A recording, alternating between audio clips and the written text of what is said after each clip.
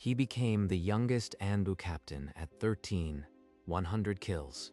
But tonight, he knelt at unmarked graves, blood fresh on his hands. 5 years earlier, a village elder had told an 8-year-old boy that his parents died in a border incident. He never cried. Not when they buried empty coffins, not when the ANBU took him. And not now, removing his mask above their graves. At age 9, an alley confrontation changed everything. Get him! That little brat thinks he can walk through our turf. He didn't answer. He just moved. 3 bodies hit the ground, joints twisted at wrong angles. You have a gift for ending lives. Come with us. I didn't feel anything. Not anger, not fear. Maybe that was the point. By 11, he was a full ANBU operative. His file grew thick with mission reports, each one a silent testament. At 13, after his 100th kill, they made him captain. The ceremony was brief. He felt nothing. But the boy who became captain was forged long before in hidden training grounds where children were broken down and rebuilt. You are not a soldier yet.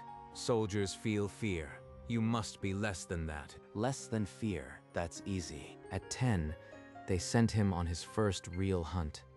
A rogue Jonin hiding in the forest. He tracked the target for hours, silent as a ghost. When the Jonin sensed him, it was already too late. The blade moved before the man could scream. He died like a leaf falling. No weight at all. After the debriefing, the ANBU commander marked the file.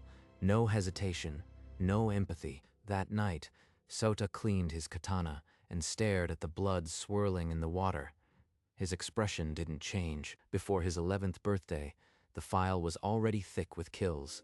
Each page a silent death, and still he felt nothing. By his 13th year, the numbers blurred into a single, cold statistic. 100 souls. The scroll bore his name, Sota. The youngest operative in ANBU history. To reach that mark, the ANBU Council called for a midnight ceremony. The previous captain would transfer his command to the child. On a moonless night, draped in shadow, the operatives bowed as the previous captain stepped forward. His hand trembled as he held the small captain's badge, the metal catching the faint light. He pinned the badge onto Sota's vest, his eyes betraying a sorrow he could not voice. He's weeping. Why? This is just procedure. For a long moment, the man's hand stayed against the cold fabric, as if trying to reach the boy beneath. No words came, only the silent transfer of command, sealed by a tear that fell onto the badge. Sota turned, his new rank heavy on his chest. He did not look back at the weeping captain. In the days that followed, Sota moved through his duties like a ghost. The mask never slipped. Nothing has changed. The weight is the same. But late at night, alone in his quarters, his hand would drift to an old, tattered photograph. They told me it was a border incident, but no one ever explained what really happened.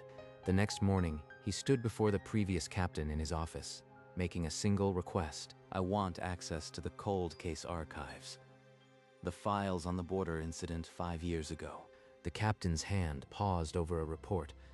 For a heartbeat, something dark crossed his face. Granted. Sota turned without another word and walked into the musty darkness of the archives. The shelves stretched into shadow. Somewhere in this forgotten place, the truth was waiting. Sota searched through hundreds of scrolls, each one a closed case, a cold trail that led nowhere. Days blurred into weeks. Dust became his constant companion. The other operatives noticed his absence, but no one dared ask, why was this case buried so deep? What was the village trying to hide? Then, in a forgotten corner, beneath a stack of obsolete mission budgets, he found it. The file was thin, unmarked, as if someone had hoped it would vanish. He opened it, and the stale air carried a whisper of old violence. The first page held the words, Target, Rogue Jonin, Status, Missing, Presumed Dead. The perpetrator's name was blotted out, but the date, the location, the casualties, they matched his parents' deaths exactly. Missing, Presumed Dead. That means they never found a body. A rogue Jonin could still be alive. Suta closed the file. His hands were perfectly steady, but something inside him had shifted, a mechanism locking into place. If this killer still breathes, I will find him, no matter where he hides. That evening, Sota returned to the captain's office with a single-page mission request. His penmanship was flawless. I am requesting a solo reconnaissance mission. Target, the rogue Jonin from the border incident file. The captain didn't read the file. He didn't ask for details. His stamp came down before Sota could finish speaking. Approved. You leave tomorrow. No hesitation, no questions, like he was waiting for this. For a moment, the captain's gaze lingered on the boy, as if measuring something. Then it was gone. Be careful, Captain Sota. The target is not someone to underestimate. Understood. Suta walked out, his mind on the mission ahead. The captain's strange eagerness was dismissed as irrelevant. Tomorrow, I become the hunter again. The truth waits at the end of this blade. At dawn, Sauta secured his ANBU vest, sheathed his katana, and placed the white fox mask across his face. No one to see me off. The same as every mission. Solitude is the only partner I need. He passed through the village gates before sunrise, a shadow slipping into the mist. The forest path was familiar, but today every rustle felt like a warning.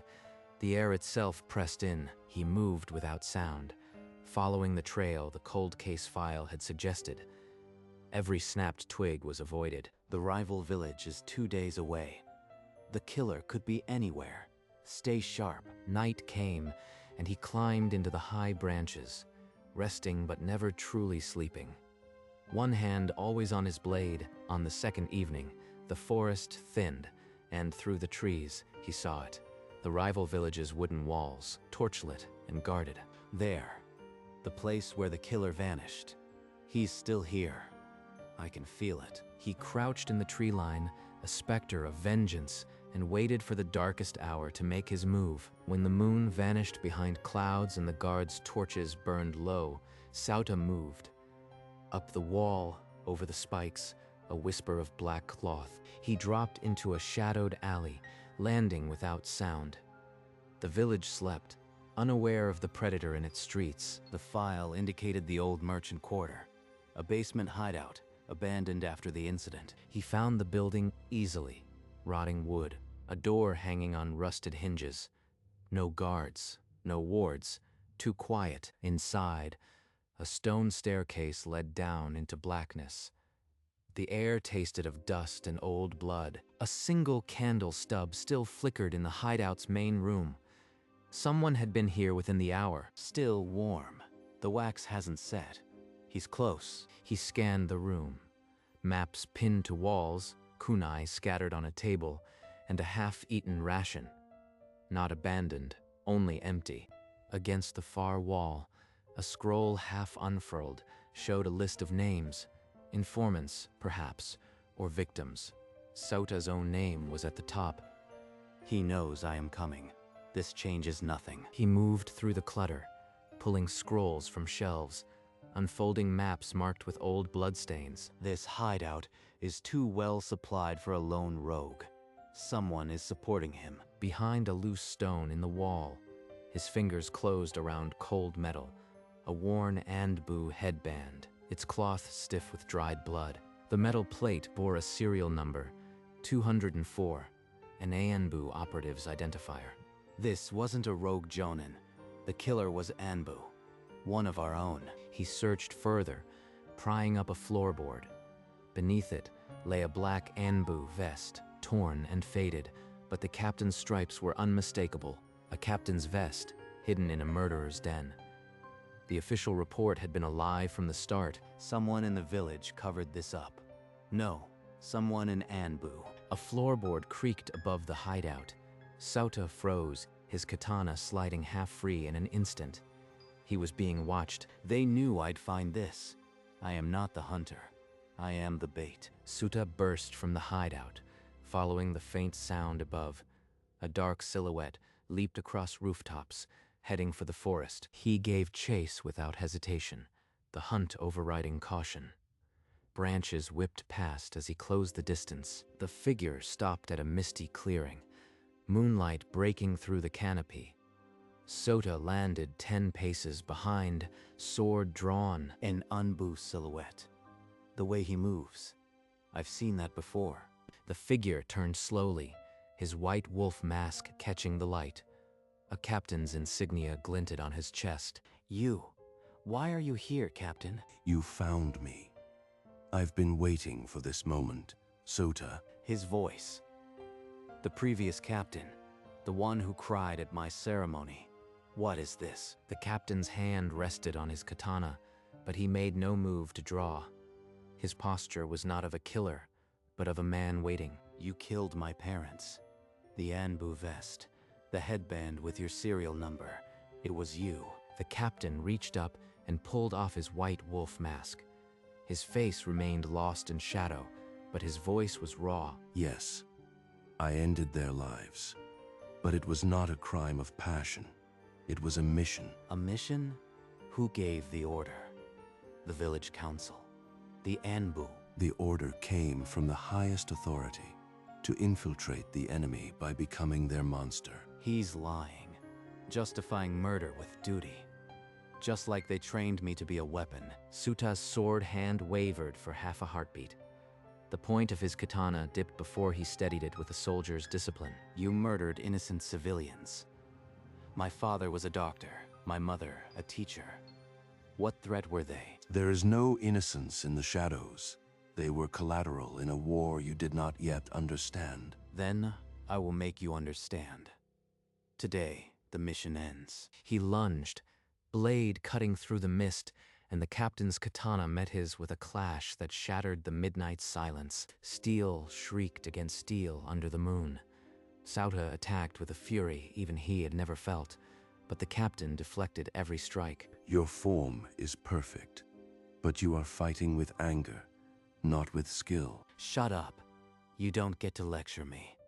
Not after what you did. He drove the captain back, blow after frenzied blow, until they broke apart, both breathing hard.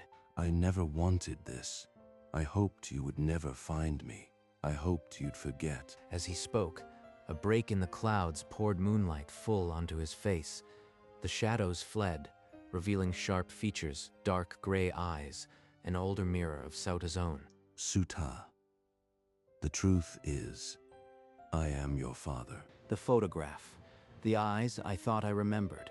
They were his all along. His katana slipped from numb fingers and clattered onto the stone beneath the grass. The father stood still as a ghost, his own blade lowered, tears carving paths through the dried blood and regret on his face. The father's voice fractured the silence, a murmur that carried 20 years of buried guilt to the surface. 5 years ago, ANBU ordered me to fake my death and become the monster the enemy needed. In a flash of memory, a younger captain knelt in an ANBU chamber, cold steel in his hand, the mission scroll stamped with the village's highest seal. To prove my loyalty, I had to burn every bridge, including my own home. The flashback sharpened, a dark room, 2 figures falling, a child's photograph torn from a wall, the same photograph Sota carried. You killed her.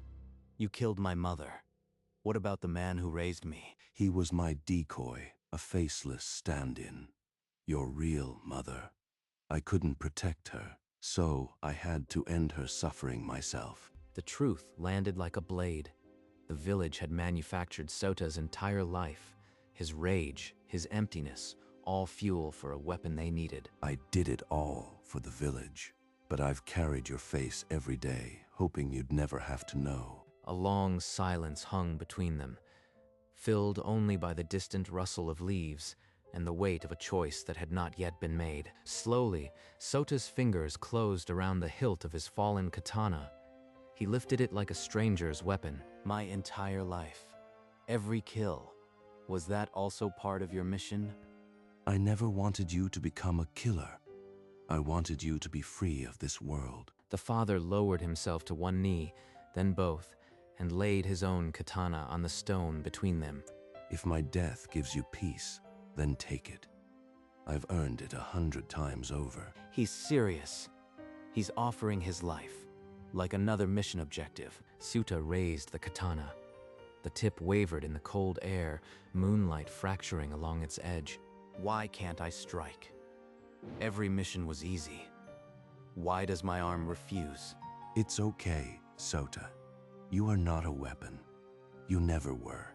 The blade hovered, a silver line between a son and a father, while the forest held its breath. Then, slowly, the katana slipped from Suta's fingers.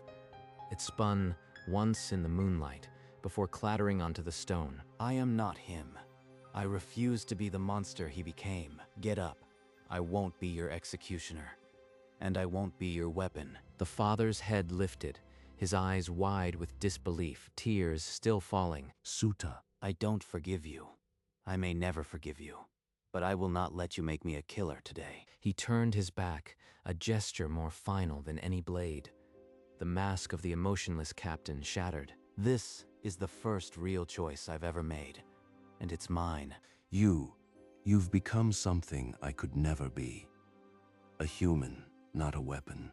For a moment, the clearing held only the sound of two hearts, beating in time for the first time in over a decade. The sharp whistle of a kunai cut the air. Then, a dozen shadowed figures erupted from the tree line. Suta, get down. They're after me. The village sent a cleanup squad. Before Sauta could react, a hail of shuriken tore through the space between them. The father twisted, his body a shield. Two blades buried themselves in his shoulder and side. Why? Why are you protecting me? Because you are my son. Now focus. There are 6 hostiles, Jonin level. Suta's training took over. He scooped up his fallen katana and fell into a combat stance beside the bleeding figure. Anger can wait. If I don't fight, we both die. The father fought with reckless desperation, each parry opening his wounds further. Together, they met the first wave, steel against steel. A son and a father fighting for a second chance neither had asked for. Suta cut down one shinobi with a clean strike, but another slipped past. But a blade aimed at his father's exposed back. The father tried to parry, but his arm gave way. The enemy's katana drove deep into his chest. No. The father dropped to his knees, clutching his wound. Sota moved without thought, cutting down the attacker in a single furious arc. He turned on the remaining shinobi with a cold precision that bordered on slaughter. In seconds, the last enemy retreated into the mist. Silence fell, broken only by ragged breathing. His hands shook. The blade slipped from his grip. He turned toward the still figure on the ground. Sauda ran, dropping to his knees beside the man he had hated and spared. No, no, no, not like this. Don't die now. The father's trembling hand touched Sauda's cheek, leaving a smear of crimson. His lips moved, but no sound came. The father's voice came at last, a broken whisper dragged from the edge of death. I was proud of you, from the moment you refused to kill me. Soda's tears spilled freely, hot against the cold fingers, washing streaks through the blood on his face. Don't leave. I just found you. I can't lose another parent. Tell your mother. I said I am sorry. I should have been there. His hand fell limp, sliding from Sota's cheek to the grass. The light in his gray eyes, so like his son's, vanished. Father. The word tore from a place he'd sealed shut 10 years ago. Raw, foreign, and utterly human. I never called him that. Not once. And now it's all I can say. For a long time, he held the still body, the clearing silent, but for a boy's raw grief, the first real sound of his life, he carried the body through the night, across the border, back to the unmarked graves of his parents. When the hole was deep enough, he laid his father to rest, the captain's vest still stained with sacrifice. He placed the white wolf mask on the fresh earth, the only monument for a man of shadows. For the first time, I know who lies here. Suta knelt, his hands pressed into the soil, his tears spent, his expression always a mask of ice, softened into something almost gentle. I am a son, and I will carry their names, not their sins. He stood slowly, the rising sun cutting through the mist. He left the fox mask beside the wolf mask, two halves of a broken legacy. Then he walked away, the morning light warm on his face for the first time in his memory. Months later, deep in the forest, Captain Soda cornered a foreign spy. The man's hands shook, a pathetic mirror of 100 past targets. He drew his katana. The blade caught the dying light, poised to kill, but his arm didn't move. This one is no threat. His death would mean nothing. In an alley, much like the one where he first maimed 3 bullies, Soda sheathed his sword. Run. The spy bolted, not believing his luck. Sauda watched him vanish, feeling an unfamiliar quiet. A year ago, he would have counted the kill as routine. Now, his mission report would read, "Captured alive." Father would have understood. I am not a weapon anymore. Back at ANBU headquarters, the other operatives noticed the subtle shift. The ghost in the mask was learning to be human. The kill count remained frozen at 100, and for the first time, Sauta was glad it hadn't risen. Suta returned to the graveyard. The once barren mounds now softened with wildflowers blooming despite the shadow. I keep coming back. Maybe I always will. He knelt between them, his captain's vest unfastened, his hands bare and still. Mother, Father, I am trying. I don't know if it's enough. He placed the white fox mask on the loose soil, laying it like an offering. This mask carried nothing but emptiness. I don't need it anymore. A breeze stirred the wildflowers, and the mask's hollow eyes seemed to catch the morning light.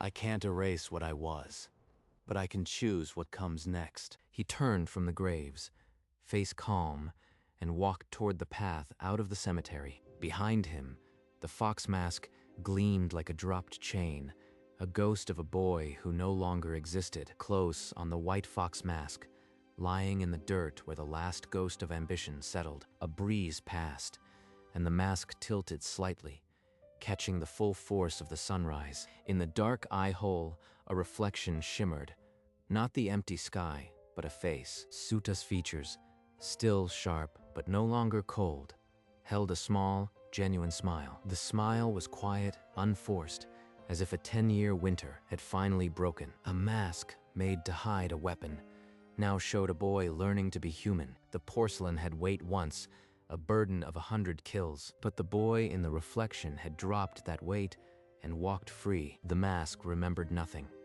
The reflection remembered everything, and as the sun rose higher, the image dimmed, leaving only a white fox mask on a quiet grave, waiting for no one.